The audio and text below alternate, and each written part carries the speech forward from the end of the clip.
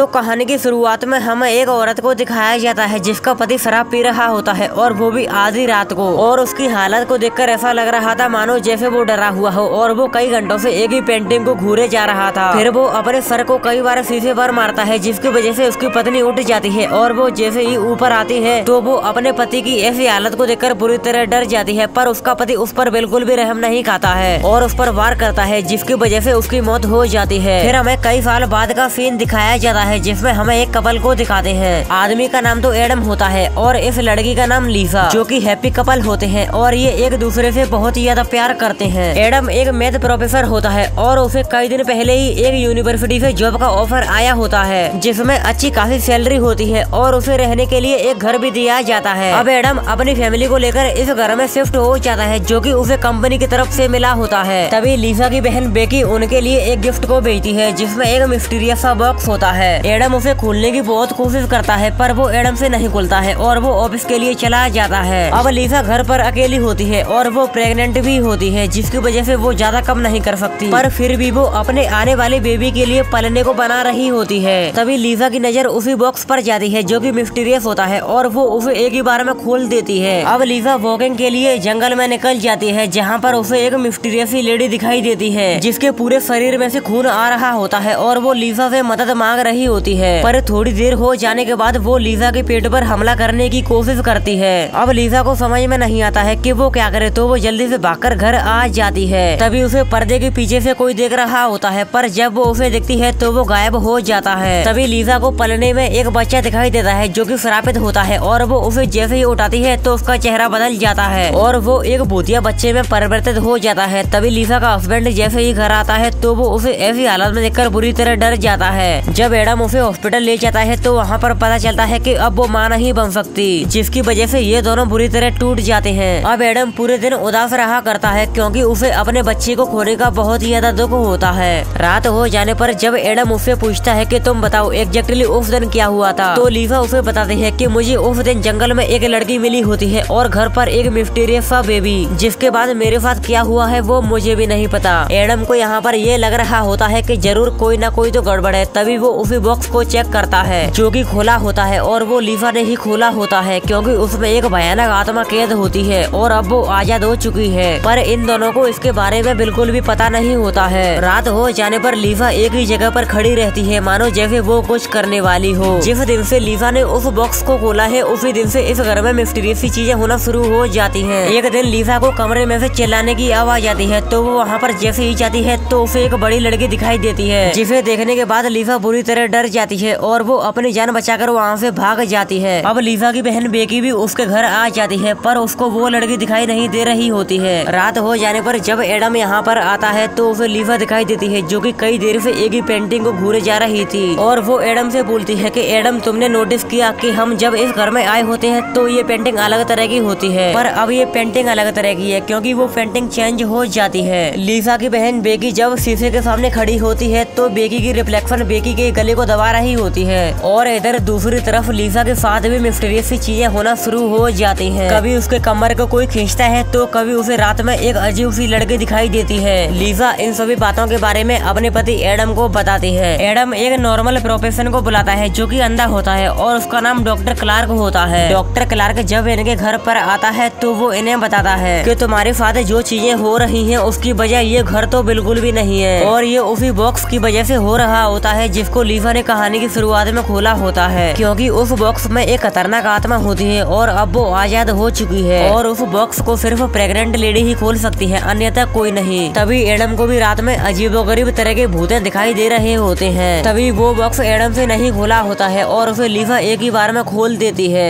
जब doctor Clark Adam को बताता है कि अब इससे छुटकारा पाने का सिर्फ एक ही रास्ता है कि तुम्हें अपनी पत्नी को मारना होगा, नहीं तो ये आत्मा कभी भी कैद नहीं हो पाएगी और वो पूरी जिंदगी तुम्हें परेशान करेगी। तुम जहाँ जहाँ जाओगे वो तुम्हारे पीछे पीछे आएगी। जब कहानी की शुरुआत में उस आदमी ने अपनी पत्नी को इसलिए मारा होता है क्योंकि उन दोनों की हालत भी एडम और लीसा की जैसी होती है जिसकी वजह से उसने अपनी ही पत्नी को मार दिया होता है। एडम अपनी पत्नी को मारना तो नहीं चाहता था, उसके अलावा वो कर भी क्या सकता था। वो अपने आप को रोकने की बहुत कोशिश करता है पर कोई भी फायदा नहीं होता है और वो एक दिन सदमे में आकर अपनी पत्नी को मार ही देता है जिसकी वजह से वो आत्मा भी अब हमेशा के लिए उसी बॉक्स में कैद हो जाती है। और फिर एडम को लीसा को मारने के जुर्म में गिरफ्तार कर लिया जाता है। पर अब ये बॉक्स लीसा की बहन बेकी के पास आ जाता है जो कि प्रेग्नेंट होती है।